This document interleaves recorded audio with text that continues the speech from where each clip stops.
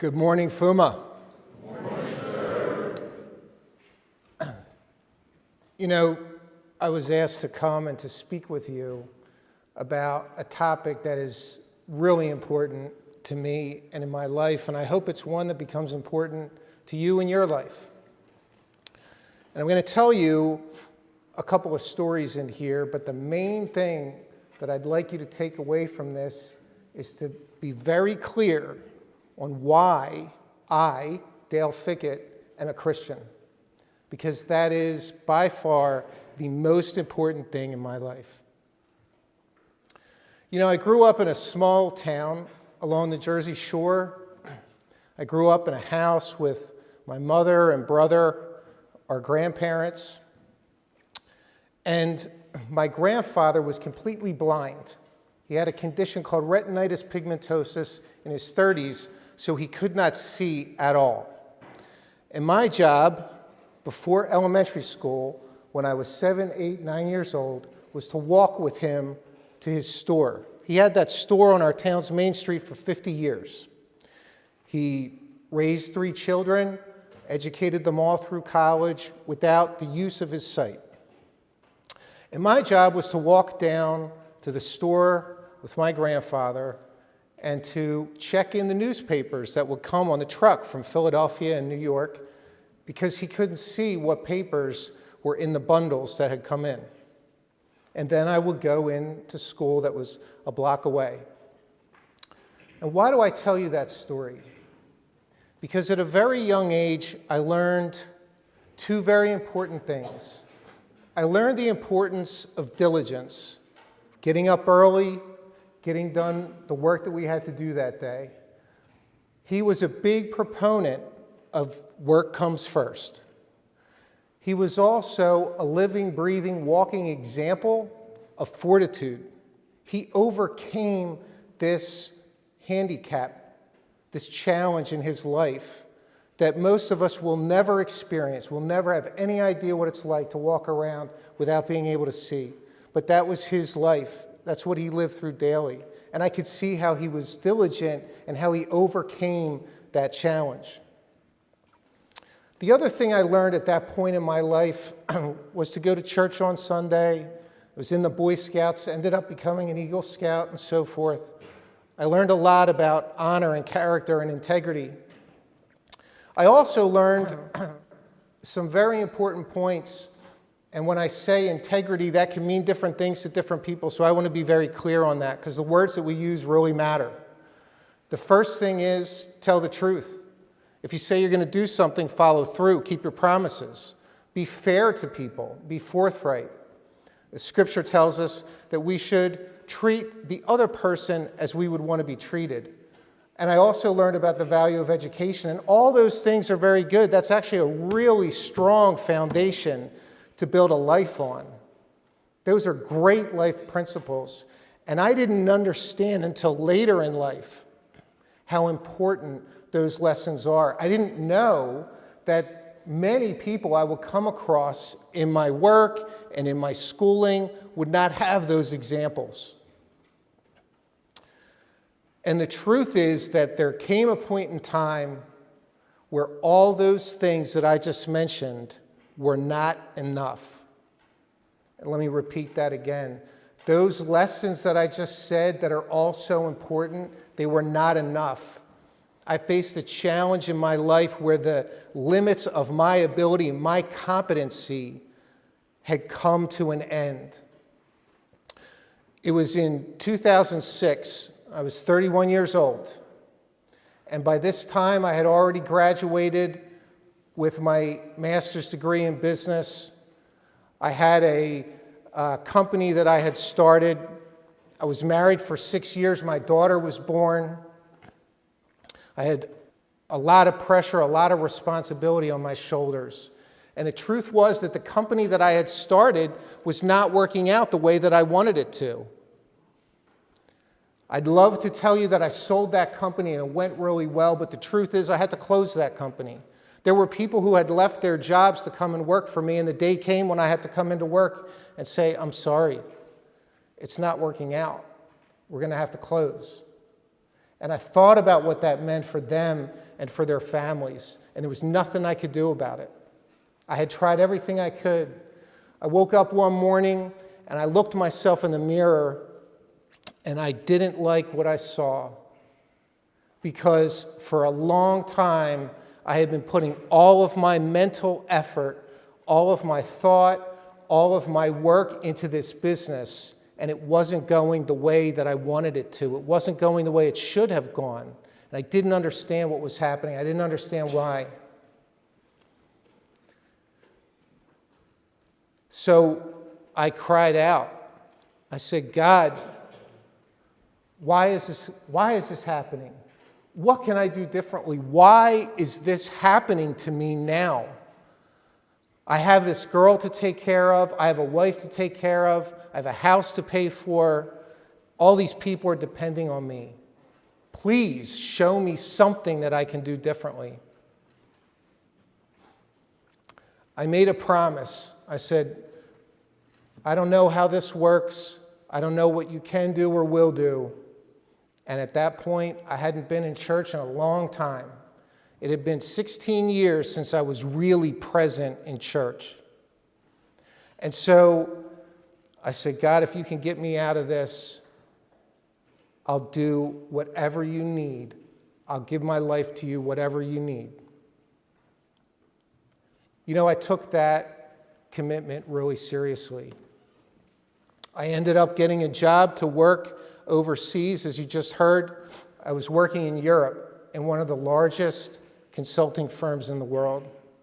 I got to travel all over Europe doing incredibly important work and valuable work. But the most important thing that happened during that whole time was the second story I'll share with you. I was on a bus in Dublin, Ireland, early in the morning.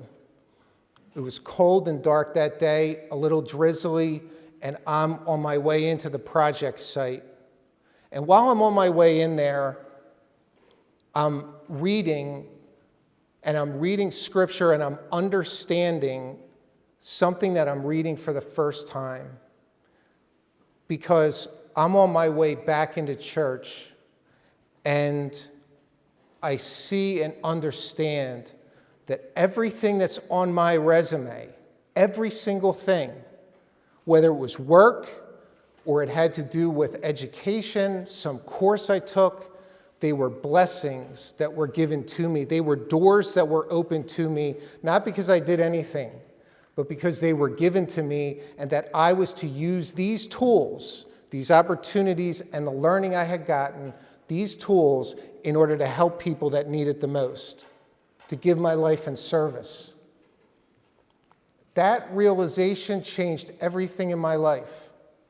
It meant that instead of going into work trying to make as much money as I could, or trying to look good or feel good, and all of that stuff became irrelevant.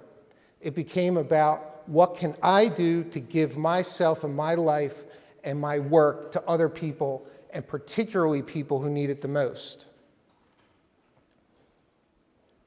Now, when I say that, a lot of people could think, and a lot of people out there do think, you know, Dale, you talk about God, but I don't know. And I want to address that right now very clearly. There are people in the world who do not believe in God. Why? Because they're misled. Because they believe a lie. They believe a lie that it's either science or faith. That is a lie. They believe a lie that says our lives here don't mean anything, that after we die it doesn't mean anything. That is a lie. When you think of God, if you think that He is an enemy, that is a lie. Don't believe the lie. And when you look at all these different traditions, all the different faith traditions, and I've studied many of them, it is only in Christianity that we can say it's not about your performance. It's not about how good you do. It's about the faith that you have in Jesus Christ. His life and death and resurrection is itself an expression of God's love. We can look around the world and see so much pain and suffering and hardship and problems and say, how is it that God would allow all these things to happen? And we have to really think about that, because I can tell you the things that were most difficult for me are now the things which make me the strongest. Right? The things that are challenges and difficulties and obstacles, they have now, through that suffering, made me stronger. So I can stand here and say, I know Jesus was born to a virgin, and he died on a cross because he suffered under Pontius Pilate. And he actually died on that cross and forgave the man next to him. We never know how close we are. The man who was on the cross next to him, he said to him, I will see you today in paradise.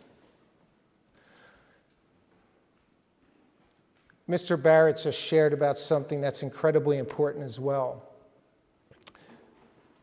Christ himself said, I am the way, I am the truth, I am the life. That means that anytime we have any question about anything going on and we're seeking for wisdom and we're seeking good judgment and we peel back all the layers and go deeper and deeper and deeper into these questions and you say, what's there? Christ. He sits there in front of you to say, ask and it shall be given to you. Seek and you will find. So I challenge you in your lives to seek Christ, to seek his wisdom. You know, there are many different questions that come up over the course of our lives. I have 2 beautiful children, and I don't know if you'll have children. I have a beautiful family. I have a wonderful career. I get to touch students' lives all the time and inspire them so that they can go and create new things. I don't know what your passion and mission and calling is, but I do know that through Christ, you will have an amazing adventure that will call of you, it will call from you and out of you every single piece of strength and all of your emotion and your memory and your thoughts and your passion. It will require everything of you to go out and to give. It's not about you yourself. It's more about what you can give into the world.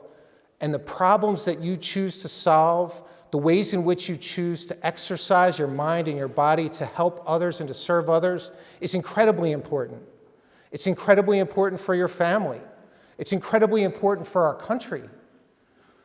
You know, when I think about what this life looks like now, and I was asked to share about what my life as a Christian man looks like now, I get up early in the morning, and just like my grandfather taught, I still get my work done first. Work comes first. After that, I always start with prayer. I start my morning on my knees so that I remember this day, and that's each day, is given to him from whom I came. After I get through my work, then I have time to enjoy myself. You know, it involves listening to wise men, seeking their counsel, not just one, but many. Also, it involves being a father and being a son, being an uncle, being a brother, being a friend. It means giving of my time to the people who really need it. And so I encourage you and I challenge you to do likewise with your lives. I'll leave you with this thought. As you think about your life and as you think about where you're going, remember that he said, I am the way, and I am the truth, and I am the life, that no one comes to the Father but through me. Thank you very much.